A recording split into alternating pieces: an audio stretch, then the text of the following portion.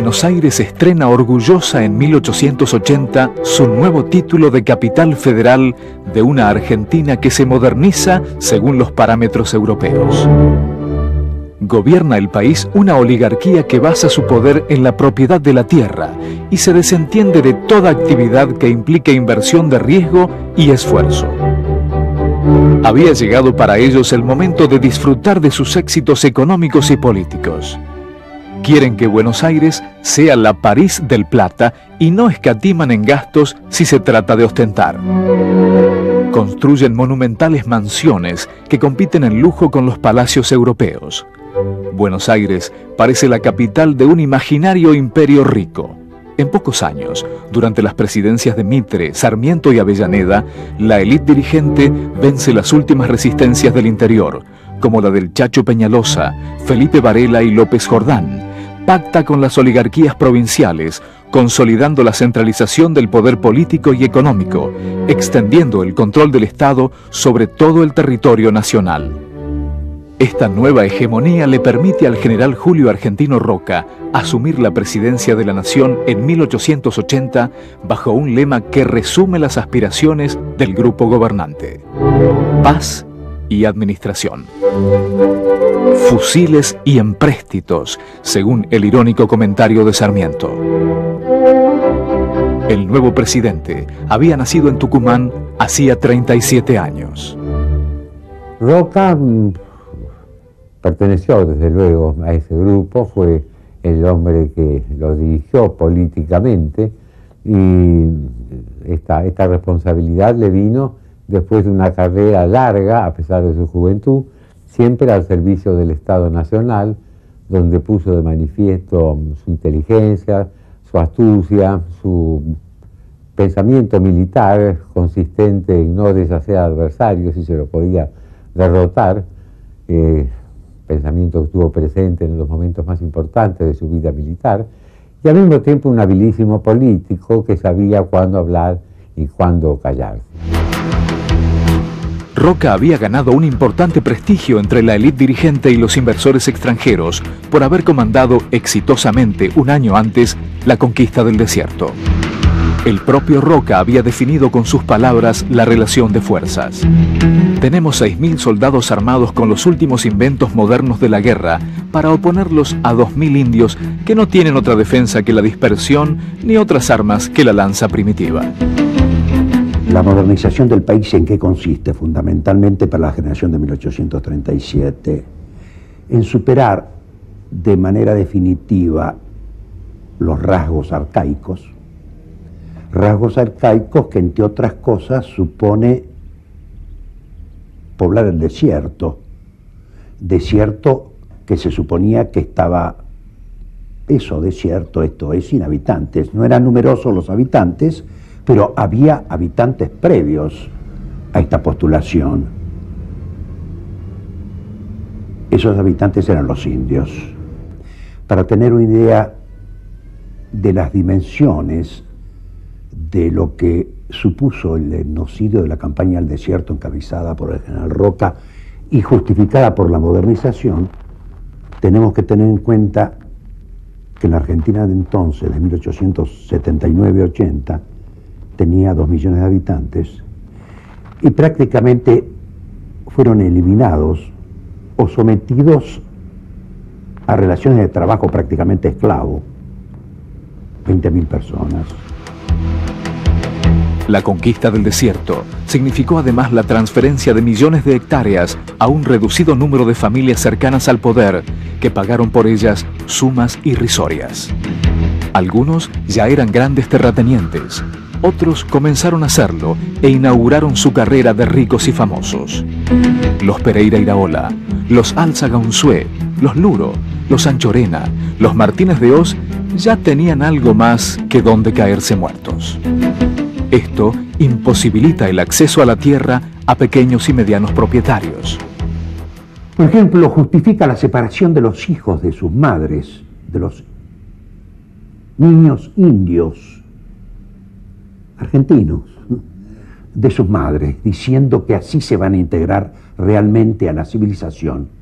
Es decir, que se produce ahí un fenómeno a partir del cual Sarmiento podría ser considerado como una especie de precursor de otros fenómenos que se han dado en este país. Separación de hijos de sus madres. Repito que esto no es un problema de perversión psicológica, por así decirlo, individual. Eso lo pensaba prácticamente todo ese grupo. Ya fuera Lista, que justificaba en Tierra del Fuego y en la Patagonia liquidación, etnocidio frente a los indios, zonas, etc., como en el caso de Sarmiento, que justifica la separación de los hijos indios respecto de sus madres, o de sus padres, que iban ocupando diversos destinos, por así decir. Algunos iban a trabajar a los ingenios azucareros o madereros en el norte, por cierto que en condiciones de trabajo, como decía, serviles. Fue el ejército el que realizó la conquista por cuenta y orden del Estado Nacional. Y fue el ejército la institución que mayor poder e influencia adquirió a partir de este hecho. Podemos decir que en sus comienzos el Estado Nacional es un Estado coercitivo, un Estado represor, un Estado que cuando uno mira los presupuestos fundamentalmente es un Estado militar, ¿no?, que gasta más del 50% de sus recursos en el financiamiento de guerras, se trate de guerras contra el caudillo, de guerras contra el indio, de guerras externas como la guerra del Paraguay, por ejemplo. Roca surge como, diríamos, el gerente de una cooperativa de socios demasiado poderosos para quedar totalmente supeditados a la voluntad presidencial. Un signo del auténtico genio político de Roca, que a partir de ahí él inventó, diríamos así, otro estilo político adecuado para un sistema político muy desintegrado, cuya desintegración él mismo explotaba para mantener un relativo control, como diríamos, el gran bastonero de esa fiesta un poco caótica.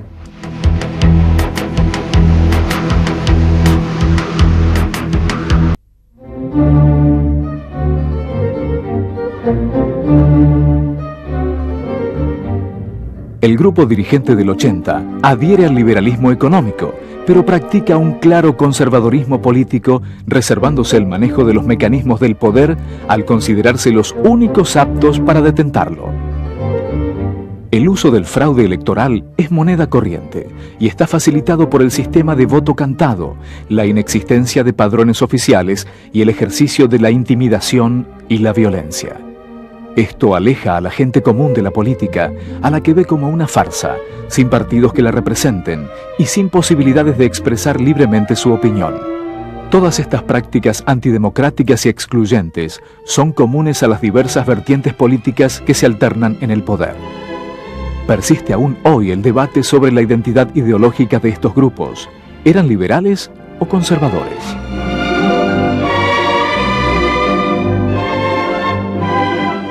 En la Argentina, los partidos o los grupos políticos y sus títulos son un poco confusos en términos de la historia europea. Se usa el término liberal y conservador, por ejemplo, en la historia inglesa, para designar partidos claros. En la Argentina esa diferencia no existe, porque normalmente el liberal es lo que entendemos ahora por conservador. En mis clases en Norteamérica dice, lo que ustedes llaman liberal, bueno, no es un liberal en el sentido latinoamericano es un conservador, es como Ronald Reagan, más o menos. Una persona que cree en el capitalismo, que tiene ese filósofo del individuo, que cree en la libertad del comercio y toda esta serie de cosas que se asocia ahora con lo que llamamos los conservadores. La Argentina gobernaba un solo bloque y dentro de ese bloque convivía el temperamento conservador, si por temperamento conservador se entiende conservar las posiciones de poder adquiridas, con el temperamento liberal, si por temperamento liberal se entiende la apertura a un horizonte de reformas que en aquella época era muy importante. Durante ese periodo se produce una divergencia entre lo que es la libertad económica, que es la que hace progresar el país, y lo que son las prácticas políticas, que hay que mirarlas a la luz de la situación entonces. No se puede decir que los gobernantes de aquella época hayan sido liberales o democráticos en el sentido que lo conocemos actualmente. La clase dirigente que acompaña este proceso de modernización en el que el progreso económico y la organización política provocan el surgimiento de una nueva sociedad es la denominada Generación del 80. La idea de progreso en el campo social, junto a la fe en los avances del capitalismo industrial, generan una visión optimista del futuro humano. Esta visión, propia del positivismo, requiere para su realización eliminar los obstáculos que para los hombres del 80 son principalmente la tradición, tanto indígena como hispánica, y la falta de una educación al estilo europeo. Las ideas de Alberdi y Sarmiento parecen ponerse en práctica. Más que una generación, el grupo del 80 fue un conjunto de hombres criados en los mismos colegios, el del Uruguay, o el Nacional Buenos Aires, o el Montserrat de Córdoba, que participaban en la misma ideología, usaban un mismo código y tenían sobre todo muy acendrado todo el pensamiento de los organizadores del país, fundamentalmente de Alberdi. Era más vale un autoritarismo de tipo familiar, donde las familias y los grupos se sostenían unos a otros y se iban sucediendo unos a otros. Pero esto le dio continuidad al país. Y así vivimos una dicotomía entre una falta de verdadera organización política y por otro lado una buena organización económica que hacía progresar el país. La Argentina se integra a la economía europea y al mercado mundial como compradora de manufacturas y proveedora de materias primas. Aunque las vacas son más pesadas, la balanza comercial siempre nos será desfavorable. A la élite no le interesa invertir en la industria, no se preocupa siquiera en instalar lavaderos de lana o frigoríficos. Que lo hagan los ingleses, dirán con dudoso orgullo. Se sienten muy cómodos cobrando sus exportaciones en oro y pagando a sus empleados en pesos devaluados. Haciendo gala de un irresponsable egoísmo, suponen que todo lo que necesitan lo pueden importar. ¿Para qué producirlo aquí? Ante la falta de inversores locales, todas las tareas de infraestructura deben ser encaradas por el Estado. Así lo anuncia el presidente Roca en un discurso ante el Congreso. Mi opinión es que el comercio sabe mejor que el gobierno lo que a él le conviene. La verdadera política consiste pues en dejarle la más amplia libertad. El Estado debe limitarse a establecer las vías de comunicación y a levantar bien alto el crédito público en el exterior. A pesar de su declamada actitud liberal, Roca y su gente no ven al Estado como un simple árbitro o guardián del orden público. Le asignan un papel central en la formación de empresas privadas nacionales y en la instalación de compañías extranjeras. Por otra parte, el Estado Nacional se constituyó en un verdadero desarrollador de la economía argentina, porque, por ejemplo, entre otras cosas, creó un sector de contratistas del Estado. La gran mayoría de las obras públicas se hicieron con contratistas privados, ¿no es cierto?, pero financiados por el Estado Nacional. Tenían una idea muy acendrada sobre la necesidad de abrir las fronteras del país. Abrir las fronteras para que vinieran los inmigrantes, los capitales, las mercaderías, las ideas, las modas, todo lo que pudiera venir de afuera y que pudiera ser tomado y asimilado por la Argentina de modo positivo. Aumentan notablemente las inversiones británicas en ferrocarriles, frigoríficos, bancos y tierras. Consecuentemente, a 4 años de asumir Roca, la Argentina destina casi la mitad de sus ingresos al pago de las deudas contraídas con los bancos extranjeros. En poco tiempo, una verdadera telaraña de vías cubre la pampa húmeda, llevando los productos agropecuarios a los puertos. El 75% de la red ferroviaria está en manos británicas. Unos pocos kilómetros a cargo de empresas francesas y el resto, los ramales que daban pérdidas, en manos del Estado.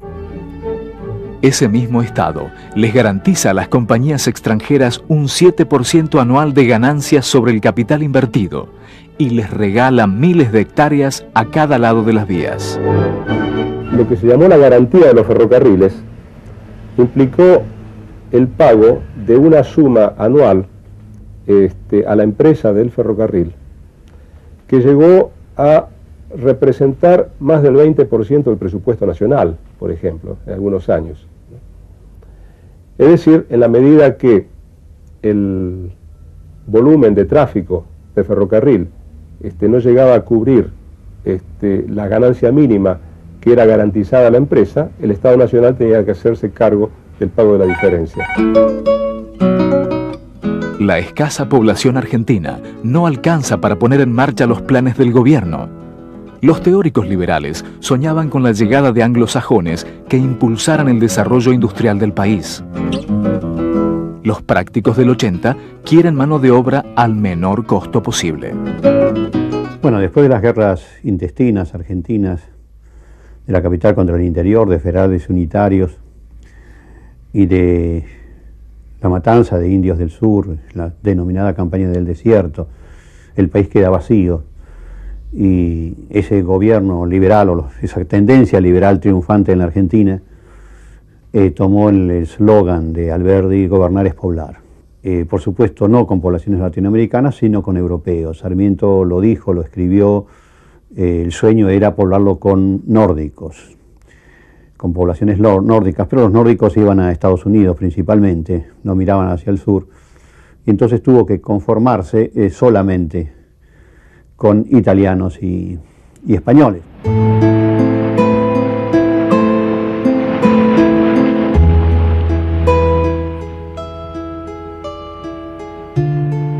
Así van llegando, cargados de hijos e ilusiones, sin dinero, expulsados de sus tierras por los gobiernos y el hambre, los inmigrantes. Los niños traen en sus retinas las dramáticas imágenes de persecuciones y fusilamientos que creían dejar atrás para siempre. Se abren oficinas de propaganda en toda Europa. El gobierno argentino garantiza tierras, trabajo, vivienda, felicidad, paz, libertad y un pasaje gratis en tercera clase. A poco de llegar, se enteran de la triste realidad. Las tierras ya han sido repartidas entre los dueños del poder. El trabajo escasea. La vivienda es el hotel de inmigrantes, un lugar donde la intimidad no existe y las ilusiones quedan incrustadas contra sus sucias paredes. Pueden permanecer en el hotel una semana. Después, deberán procurarse dónde vivir. La mayoría termina viviendo en los conventillos, viejas casonas que la gente bien había abandonado para trasladarse a Barrio Norte y Recoleta en 1871 durante la epidemia de fiebre amarilla. Las casas fueron transformadas en verdaderos palomares, con habitaciones sin ventanas, con un solo baño para cientos de personas. Gélidos en invierno, tórridos en verano, siempre insalubres, los conventillos son la única posibilidad de vivienda para los recién llegados. Los gringos van quedándose en Buenos Aires a trabajar en lo que puedan. Venta ambulante, servicio doméstico, changas. Muy pocos cuentan con un capital mínimo como para trasladarse al interior y probar suerte.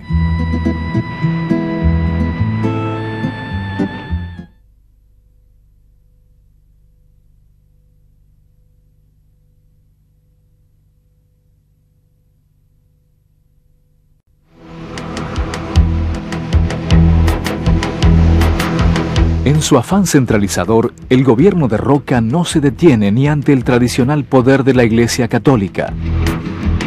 Comienza por crear un registro civil que se encargará de llevar la documentación sobre nacimientos y defunciones. Hasta entonces, todas estas funciones que reportan un doble beneficio: poder político al confeccionar los únicos padrones electorales existentes y poder económico por la recaudación obtenida a través de estos servicios, estaban en manos de la Iglesia. El segundo gran tema que disputa con la Iglesia es la ley de educación. La enseñanza había sido un terreno casi exclusivo del poder eclesiástico como herramienta de difusión ideológica. La clase gobernante, consciente del valor y el alcance de este elemento unificador, y como garantía de continuidad del sistema, asume la responsabilidad de impartir educación a toda la población. Por iniciativa de Sarmiento en su función de director general del Consejo Nacional de Educación, el gobierno de Roca sanciona en 1884 la Ley 1420, que establece la enseñanza primaria gratuita, obligatoria y laica para todos los habitantes del país. Se multiplican entonces las escuelas estatales, ocupando en la mayoría de los casos el lugar de los colegios parroquiales y de órdenes religiosas. La puja con la Iglesia se tensó de tal manera que se llega en 1884 a la ruptura de relaciones con el Vaticano.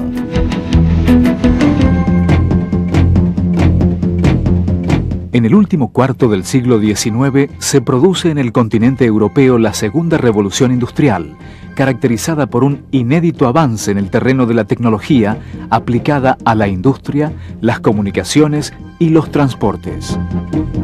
Estas transformaciones tendrán consecuencias tales como el abaratamiento de los productos, el aumento del consumo y, por el nivel de competencia, la casi desaparición de la empresa familiar a manos de la gran industria. Esto conduce a la formación de monopolios que dominan el mercado. Los trusts controlaban todo el proceso de elaboración y distribución de determinado producto. Este movimiento fue muy importante en los Estados Unidos. Allí el ejemplo más notable de trust es la Standard Oil Company de Ohio. Estas empresas comienzan a aplicar una organización metódica del trabajo según los consejos de Frederick Taylor, inventor de nuevos procedimientos tendientes a aumentar el rendimiento de los trabajadores. El Taylorismo propone determinar el tiempo estándar para la producción de una pieza en una cadena de montaje. A partir de allí, el hombre se irá transformando en un engranaje más de la maquinaria capitalista. Una de las primeras empresas en incorporar los métodos de Taylor es la Ford Motor Company. En su fábrica de Detroit se establece la cadena de montaje de la cual saldrán los famosos Ford T. Henry Ford decía que cada obrero debería ganar lo suficiente para comprarse el suyo. Creía que la mejor defensa contra el comunismo era el bienestar de los trabajadores y su incorporación al sistema como consumidores propietarios. Una vez satisfechas las necesidades de los mercados internos, la mayoría de los países europeos se lanzan a la consolidación de imperios coloniales, dominando importantes regiones de Asia, África y América. Además del control territorial, países como Inglaterra desarrollan un nuevo modelo de dominación política basado en el manejo de la economía de países formalmente independientes. Esta dependencia económica deviene naturalmente en dependencia política. La industrialización en las ciudades y la tecnificación del campo provocan el traslado de grandes masas de población hacia las zonas urbanas, que se transforman en el hábitat del proletariado europeo. Se desarrollan las ideologías obreristas, que se expresarán orgánicamente en la primera Asociación Internacional de Trabajadores en Londres en 1864. Allí quedan expuestas las diferencias entre los socialistas representados por Karl Marx y Federico Engels y los anarquistas representados por Proudhon y Bakunin. Las dos corrientes coinciden en la necesidad de derrotar a la burguesía para construir una nueva sociedad. Los marxistas plantean la creación de partidos obreros y dan tanta importancia a la actividad política como a la sindical. Hablan de un período de transición entre el triunfo revolucionario y la construcción de la nueva sociedad a la que llaman dictadura del proletariado. Los anarquistas, por su parte, priorizan la actividad sindical, oponiéndose a los partidos políticos y a su consecuencia natural, los gobiernos. Ven en la religión un enemigo que justifica el poder terrenal de la burguesía. Marxistas y anarquistas ejercen una importante influencia en el movimiento obrero y coinciden coyunturalmente en algunos episodios como la Comuna de París de 1871. La Iglesia comenzó a mostrar su preocupación frente a los problemas sociales. El Papa León XIII sienta las bases de la doctrina social de la Iglesia en 1891, con la encíclica Rerum Novarum. El documento condena los excesos del liberalismo y exhorta a los católicos a formar círculos de obreros. Decía León XIII: se hace oportuno favorecer las sociedades artesanas y obreras que, puestas bajo la tutela de la religión, acostumbren a todos sus socios a permanecer contentos de su suerte y a soportar con mérito la fatiga y a llevar una vida quieta y tranquila. En algunos países de bajo desarrollo industrial como España e Italia, los trabajadores no logran insertarse en el mercado laboral y deben emigrar hacia las llamadas zonas nuevas de América, descomprimiendo de esta manera la situación demográfica y social en las ciudades europeas.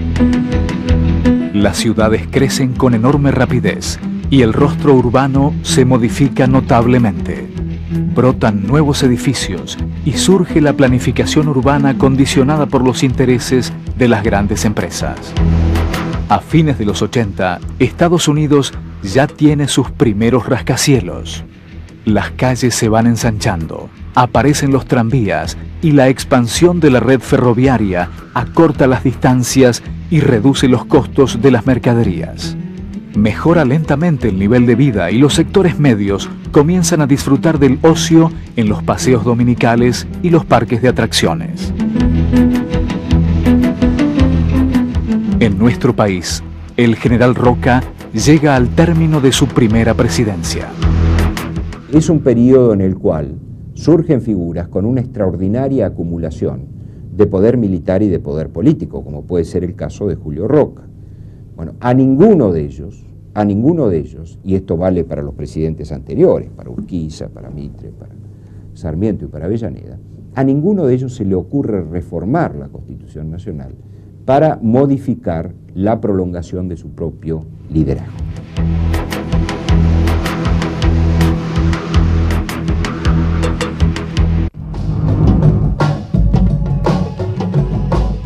Para las elecciones de 1886, el general Julio Argentino Roca logra imponer la candidatura de su cuñado, Miguel Juárez Celman, exgobernador de Córdoba, quien, elecciones fraudulentas mediante, asume la presidencia de la nación. Celman declara: no creo en el sufragio universal. Consultar al pueblo siempre es errar, pues éste únicamente tiene opiniones turbias. El nuevo presidente asume también la conducción del Partido Autonomista Nacional, PAN, transformándose así en el jefe único. A este régimen se lo conoce como el Unicato. A través de él, Juárez Celman y sus socios controlan todos los resortes del poder. De esta forma, los negocios públicos y los privados se complementan. Ricos empresarios incursionan en la política, funcionarios y políticos lo hacen en los negocios. Estos grupos, formados por financistas, gestores, intermediarios, especulan con cada venta, cada compra, cada préstamo, cada licitación, haciendo enormes negocios a costa de los fondos estatales, sin siquiera preocuparse en pagar impuestos. Cuando uno hace un análisis de cómo fue la distribución de la carga tributaria y cuánto pagaban los distintos sectores de la población, se puede llegar a la conclusión de que el costo del progreso argentino lo cargó fundamentalmente las clases populares. El presidente Juárez Celman lleva adelante una política económica liberal, fomentando la privatización de todos los servicios públicos. Esto da lugar a grandes negociados y generaliza la corrupción en la administración estatal. Un periódico inglés define así la corrupción argentina. Hoy día existen decenas de hombres del gobierno que son públicamente acusados de malas prácticas, que en cualquier país civilizado serían rápidamente penados con la cárcel, y todavía ninguno de ellos ha sido llevado ante la justicia. Celman mismo está en libertad de gozar el confort desde su estancia y nadie piensa castigarlo. Es tal el afán de lucro del grupo juarista que va dejando afuera de sus negocios a los clásicos beneficiarios del sistema para privilegiar casi exclusivamente a los allegados al presidente. La élite tradicional, representada por el roquismo y el mitrismo, sintiéndose excluida del manejo de los negocios públicos, comienza a retirarle su apoyo. No les molesta la ostensible corrupción de Juárez Celman y sus socios. En definitiva, el burrito cordobés solo había ido un poco más lejos que sus predecesores. Lo que irrita a la élite es no ser ella la beneficiaria de estos excesos. El propio Roca se opone a la política juarista y dice desde Londres: siguiendo estas teorías de que los gobiernos no saben administrar, llegaríamos a la supresión de todo gobierno por inútil y deberíamos poner bandera de remate a la aduana, al correo, al telégrafo, a los puertos, a todo lo que constituye el ejercicio y deberes del poder. La alocada política privatista de Juárez Celman llega hasta la sanción por decreto de una ley de bancos garantidos que autoriza a los bancos privados a emitir papel moneda de curso legal. Esto incrementa descontroladamente la circulación monetaria y genera una notable inflación.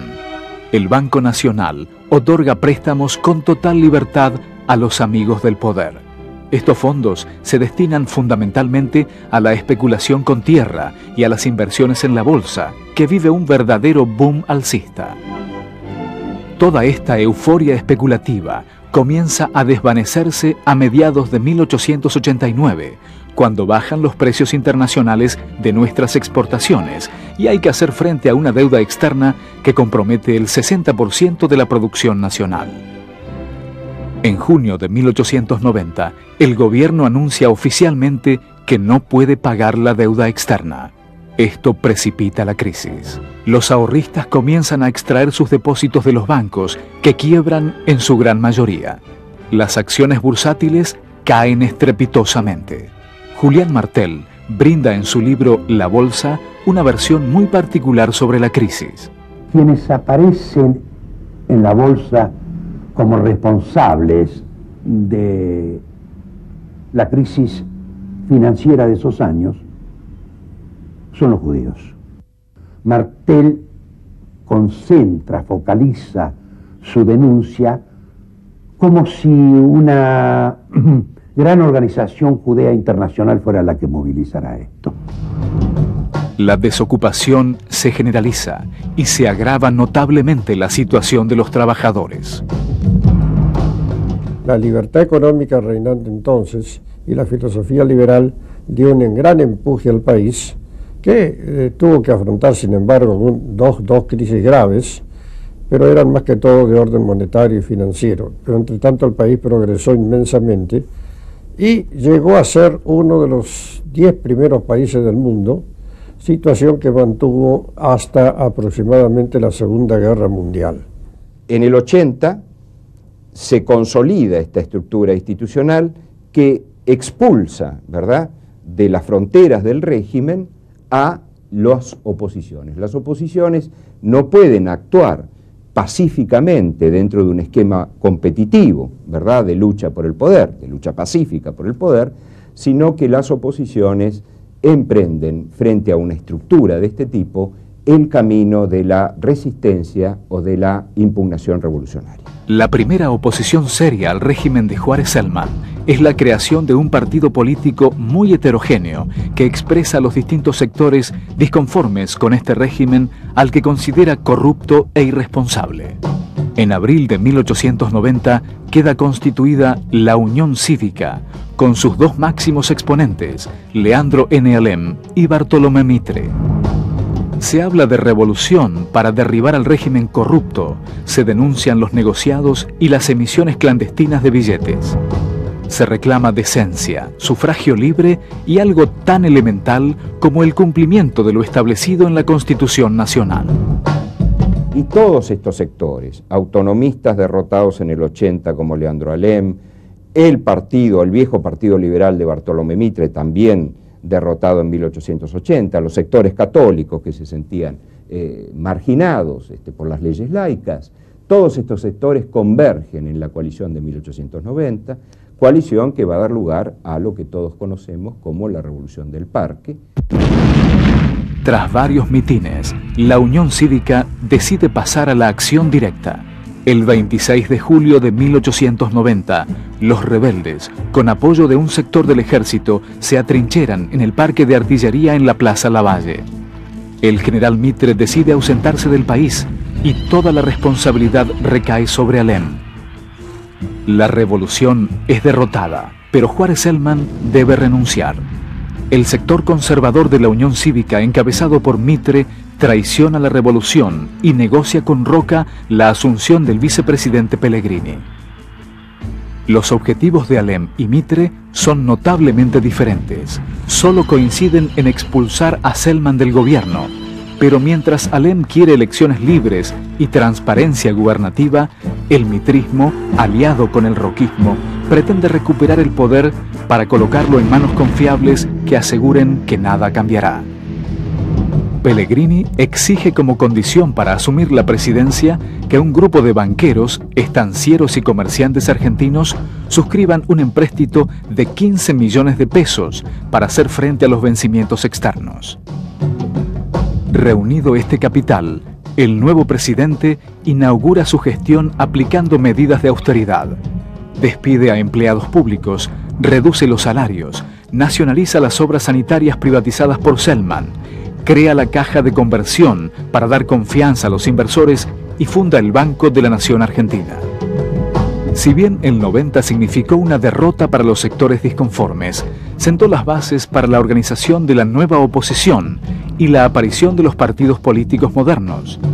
Tras el acuerdo entre Mitre, Roca y Pellegrini, la Unión Cívica se divide en la Unión Cívica Nacional, liderada por Mitre, y la Unión Cívica Radical, comandada por Leandro N. Alem.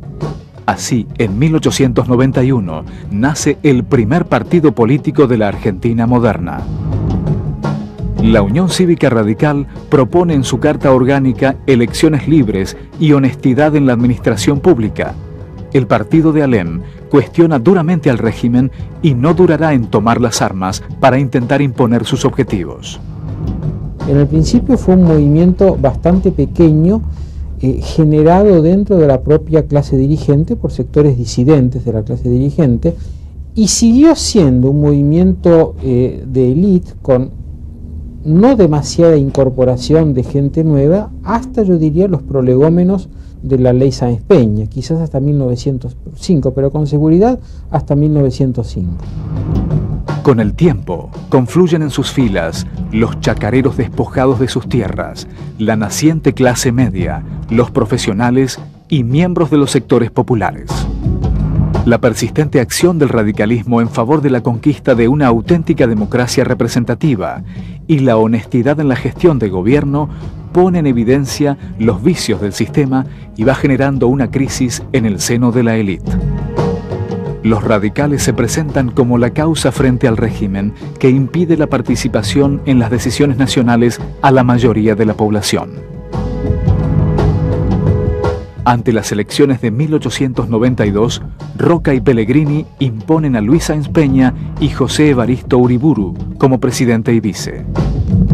En 1893, los radicales, liderados por Alem y por su sobrino Hipólito Yrigoyen, llevan adelante otra sublevación cívico-militar contra el régimen. Hubo grandes enfrentamientos en Buenos Aires, Rosario y Santa Fe, pero el movimiento fracasa y Alem es encarcelado. Yrigoyen se exilia en Montevideo. El gobierno de Sáenz Peña sale muy debilitado de la crisis y en enero de 1895 el presidente debe presentar su renuncia, dejándole el nada cómodo sillón de Rivadavia a José Evaristo Uriburu. Durante ese periodo se presentan problemas limítrofes con Chile que ponen en peligro la paz entre los dos países. Esto lleva a un excesivo gasto en armamentos y al incremento de la presencia militar en el aparato del Estado.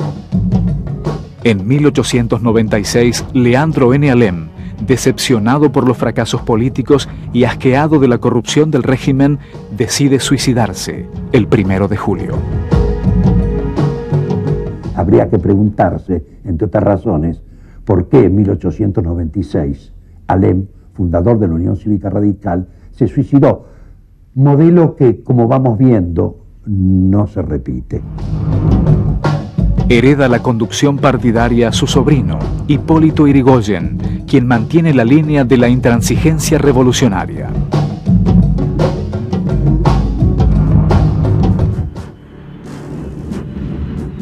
En 1896, en base a diversos grupos opositores, el doctor Juan Bautista Justo funda el Partido Socialista. Si bien el partido se define como obrero, la mayoría de sus cuadros proviene de los sectores medios urbanos. Son médicos, abogados, trabajadores especializados. Confían en la acción parlamentaria y privilegian la actuación política sobre la sindical. A lo largo de su historia, cumplirán un papel fundamental en la lucha por la dignidad de los trabajadores a través de innovadoras propuestas de legislación obrera. Los socialistas argentinos son moderados, influidos más por el liberalismo que por el marxismo. Apuntan más a la distribución de los ingresos que de la riqueza. Propician la creación de cooperativas de consumo y de construcción de viviendas. En su afán de luchar por la reducción de precios de los artículos de primera necesidad, llegan a defender la libre entrada de productos importados. Apoyan la separación de la Iglesia del Estado y el reemplazo de un ejército permanente por una milicia civil. Son pioneros en la defensa del voto femenino, luchan contra la trata de blancas, a favor de la legalización del divorcio, el aumento del presupuesto educativo y la jornada de 8 horas. Sin embargo, su acción proselitista tiene poca recepción entre la masa inmigratoria, imposibilitada de participar en política por su condición de extranjera.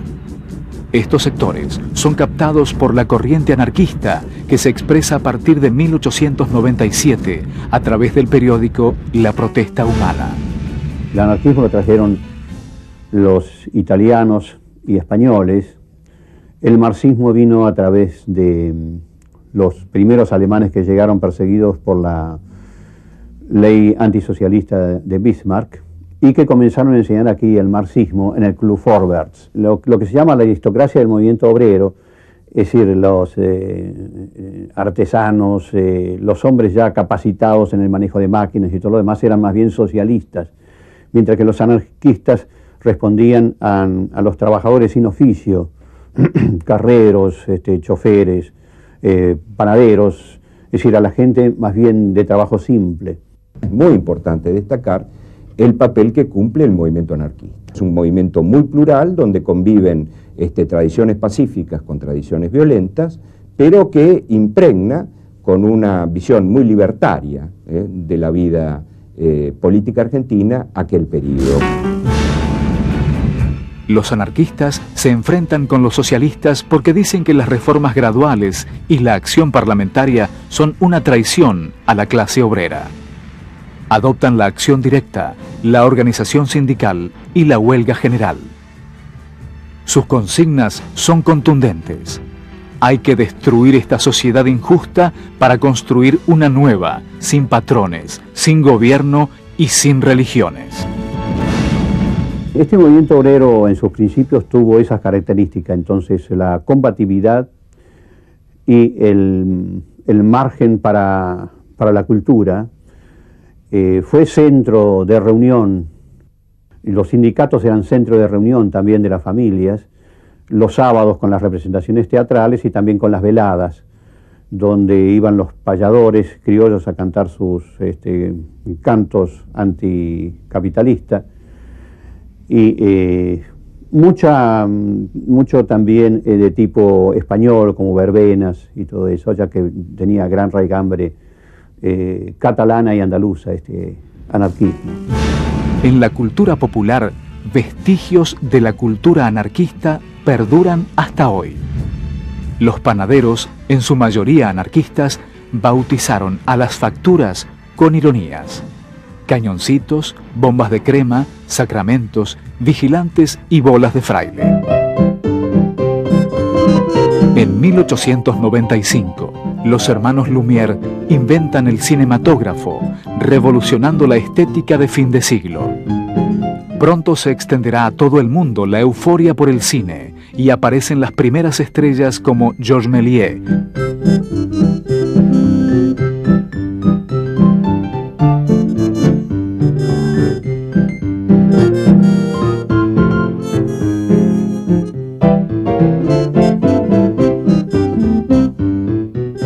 Charles Chaplin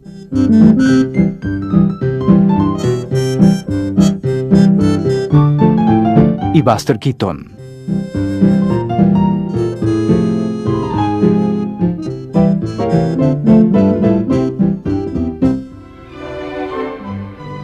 fines de siglo, el médico austríaco Sigmund Freud postula la teoría del psicoanálisis. A partir de los aportes de Freud, comienzan a considerarse la importancia de los disturbios de origen psíquico como causa de diversas enfermedades.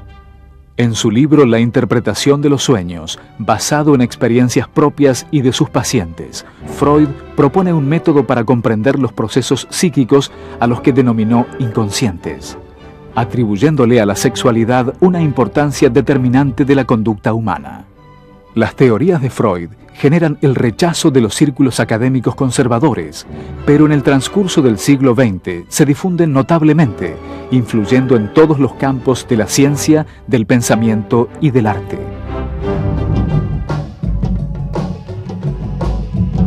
En 1898, el general Roca es electo presidente por segunda vez, inaugurando una etapa de auge económico que tiene mucho que ver con la evolución de la industria frigorífica que ahora exporta carne vacuna. Comienza a hacer más negocio criar vacas que ovejas y los campos cercanos a los frigoríficos se valorizan notablemente.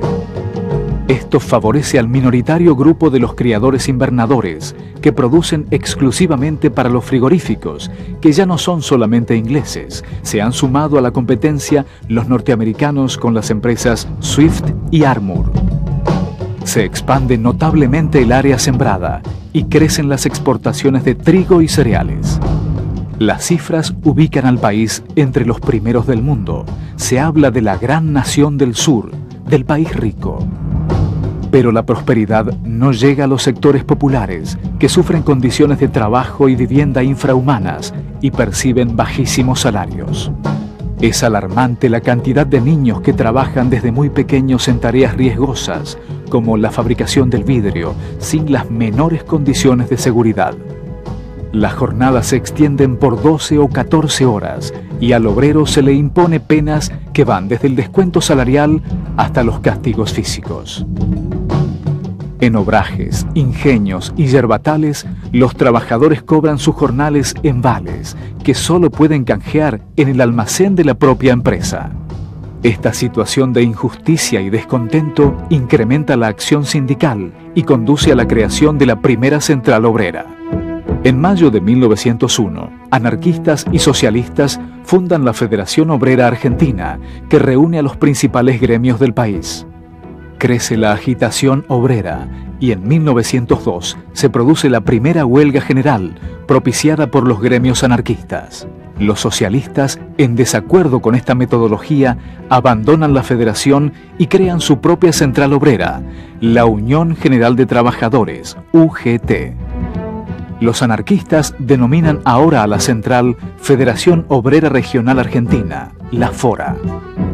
El gobierno de Roca, preocupado por este clima de efervescencia social, sanciona la Ley 4144, llamada de residencia. La ley faculta al Poder Ejecutivo a expulsar del país a los denominados extranjeros indeseables, en otros tiempos invocados como hombres de buena voluntad que quisieron habitar el suelo argentino. Estos elementos inmigratorios siempre causaron una emoción muy ambigua en los elementos patricios argentinos, porque por un lado los necesitaban, respondían a la consigna alberdiana, gobernar es poblar, pero por otro lado aborrecían de ellos porque sentían que Europa les mandaba lo peor que tenía. Sí, los desechos europeos venían en la gloriosa República del Sur. Tal vez la medida más represiva que hubo en la Argentina desde el punto de vista legal fue la ley de residencia, que durará desde principio de siglo hasta el año 1958. Esta ley de residencia era la expulsión de todo aquel obrero o agitador, como se decía, de ideas anarquistas o de ideas disolventes. Y el autor fue Miguel Cané, un escritor que se distinguió por un libro de recuerdos estudiantiles, Juvenilia. Los anarquistas contraatacan con huelgas generales y es impresionante la fuerza de este movimiento. Pensar que en el año 1902 hacen una concentración de 70.000 obreros en Plaza de Mayo. Si calculamos nosotros para una población de 800.000 habitantes. En 1901, por iniciativa del ministro de Guerra, Pablo Riccieri, se sanciona la Ley de Servicio Militar Obligatorio para todos los ciudadanos de 20 años.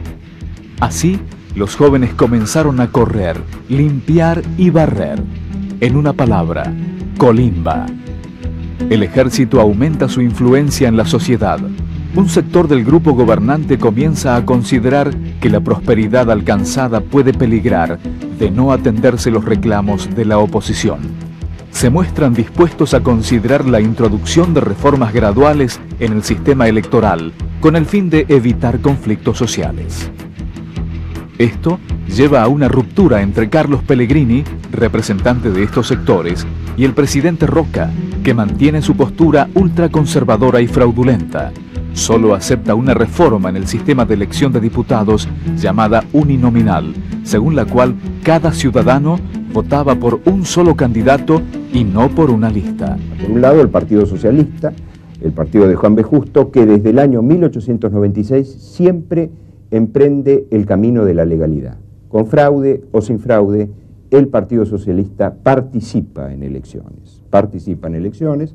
A punto tal que en el año 1904 es el primer partido que, a través de un régimen de representación uninominal que se había instalado precisamente en aquel año, logra hacer elegir el primer diputado socialista de América, Alfredo Palacios. También en 1904, por iniciativa de Joaquín B. González y gracias al excelente informe sobre el estado de las clases obreras en Argentina de Vialet Macé, el Poder Ejecutivo envía al Congreso un proyecto de Código Nacional del Trabajo con el objetivo de regular las relaciones entre obreros y patrones. Joaquín González, fíjense la paradoja, siendo ministro de Roca, prepara un código de derecho al trabajo muy avanzado.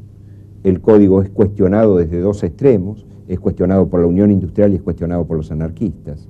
Los anarquistas porque no quieren saber nada con medidas reformistas del Estado, y la Unión Industrial porque por supuesto dice que es un código muy avanzado para lo que es la estructura industrial y económica de la época. La división en las filas de la oligarquía se hace evidente cuando Roca no logra designar a dedo a su sucesor. Debe reunir una comisión de notables que elegirá la fórmula Manuel Quintana, José Figueroa Alcorta. A poco de asumir el gobierno, Quintana enfrenta un nuevo alzamiento radical.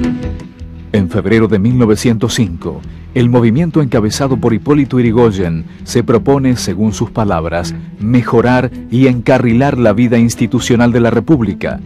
Los rebeldes, apoyados por varios cuerpos de ejército, se hacen fuertes en la capital, Mendoza y Santa Fe. En Córdoba, llegan a tomar como rehén al vicepresidente Figueroa Alcorta y a controlar la provincia. Finalmente, la rebelión es derrotada, pero la alarma para los sectores dirigentes queda encendida. Pocos días después, decía Pellegrini: en nuestra república el pueblo no vota, he ahí el mal. Donde el pueblo vota, la autoridad es indiscutida y las rebeliones y conmociones son desconocidas. Reconozcamos que no habrá para nuestro país la posibilidad de progreso político, de paz pública, de engrandecimiento nacional, mientras no fundemos nuestro gobierno sobre el voto popular. Por iniciativa del diputado Palacios y tras arduos debates, se aprueba la ley de descanso dominical para todos los trabajadores. En 1906, muere Manuel Quintana. Lo sucede Figueroa Alcorta, su vicepresidente. Figueroa Alcorta es antirroquista y va desmantelando las posiciones que el roquismo conservaba en las provincias. Paradójicamente, lo hará con el mismo método utilizado por Roca: intervenciones federales y gobernadores adictos. En 1907, se descubre petróleo en Comodoro Rivadavia. El gobierno nacionaliza el área en una superficie de 25 kilómetros a la redonda. En ese mismo año, se produce un hecho inédito en la historia de las luchas populares argentinas: la huelga de inquilinos. Los habitantes de los conventillos de Buenos Aires, Rosario, La Plata y Bahía Blanca deciden no pagar sus alquileres frente al aumento desmedido aplicado por los propietarios. La protesta expresa además el descontento por las pésimas condiciones de vida en los inquilinatos. Los protagonistas de estas jornadas son las mujeres y los niños, que organizan multitudinarias marchas portando escobas con las que se proponen barrer la injusticia. La represión policial no se hizo esperar y comenzaron los desalojos. En la capital estuvieron a cargo del jefe de policía, coronel Ramón Lorenzo Falcón, quien desaloja a las familias obreras en las madrugadas del crudo invierno de 1907, con la ayuda del cuerpo de bomberos. El gremio de los carreros se pone a disposición de los desalojados para trasladar a las familias a los campamentos organizados por los sindicatos anarquistas. Si bien los huelguistas no logran su objetivo, este movimiento representó un llamado de atención sobre las dramáticas condiciones de vida de la mayoría de la población. La oligarquía, a la que le gustaba llamarse alta sociedad, indiferente a estos problemas, ocupa su excesivo tiempo libre entre los partidos de polo, de canasta, los paseos por Palermo, las caminatas por Florida y la lectura de diarios y revistas europeos. Lejos de la chusma, disfrutan de un bienestar que, consideran, les pertenece por derecho natural. Es la época de los paseos en globo que Jorge y Eduardo Newbery imponen en Buenos Aires. Algunos, como los Anchorena, según cuenta el diario La Nación, durante sus viajes a Europa arrojan sus vajillas de oro al mar tras la hora del té en la cubierta de los grandes transatlánticos. Se los ve muy distendidos en las playas de Mar del Plata, que pasa a ser la perla del Atlántico, con su rambla y sus edificios a la usanza europea. En París pondrán de moda tirar manteca al techo, y los franceses dirán, rico como un argentino. En los suburbios porteños comienza a sonar una música cadenciosa, mezcla de habanera, milonga, candombe y melodías europeas. Al ritmo del 2x4 se abre paso el tango, música de lugares prohibidos, de guapos y malevos. Aún no tiene letra y son muy pocas las mujeres que se animan a bailarlo. En 1908, las diferencias entre Roca y Figueroa Alcorta llegan a su punto culminante cuando el Zorro bloquea todos los proyectos de ley en el Parlamento, obstaculizando incluso el tratamiento del presupuesto nacional. El presidente toma entonces la drástica decisión de cerrar el Parlamento e intervenir las provincias controladas por el conquistador del desierto. La Argentina se convierte en el país que más cereales exporta en todo el planeta. Ya somos el granero del mundo.